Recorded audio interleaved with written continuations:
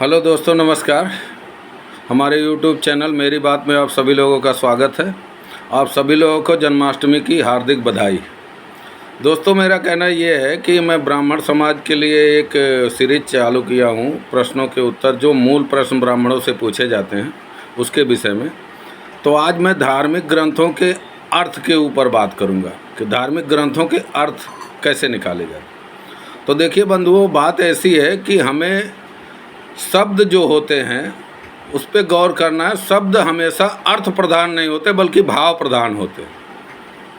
शब्दों के जो अर्थ निकाले जाते हैं वो भाव को ध्यान में रखते हुए निकाले जाते हैं, न कि अर्थ के। इसलिए इस पर विचार करें कि, और दूसरी बात, एक ही शब्द के कई अर्थ होते हैं और उसके बाद व्याकरण को ध्यान में रखते हुए तब शब्दों के अर्थ निकाला जाता है। ऐसे ही नहीं, लकीर के फ़कीर नहीं बनना है। शब्दों के अर्थ जो हैं व्याकरण को और प्लस भाव को ध्यान में रखते हुए निकाला जाता है। जैसे एक ही शब्द के कई अर्थ होते हैं।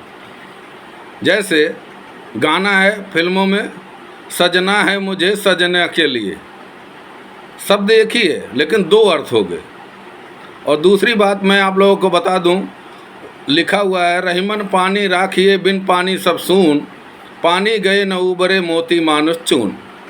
पानी एक ही है, उसके अलग अलग अर्थ हैं। तो ये व्याकरण की दृष्टि से अर्थ इसलिए हो जाता है जब उपमेय एक होता है और उपमान कई होते हैं। तो उपमेय, एक उपमेय का अलग अलग उपमान के साथ अलग अलग अर्थ होता है।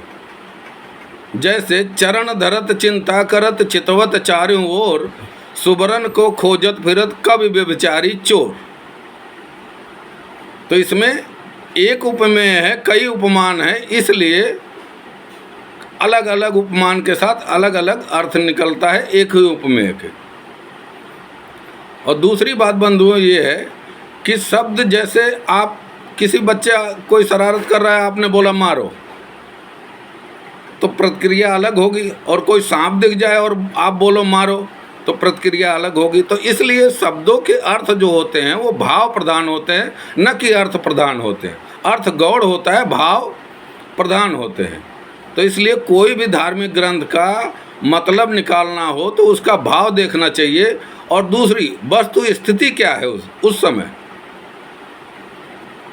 समय वस्तु स्थिति क्या है ये ध्यान में रखना चाहिए। प्रसंग क्या चल रहा है ये ध्यान में रखना चाहिए। उस हिसाब से तब अर्थ निकाला जाता है।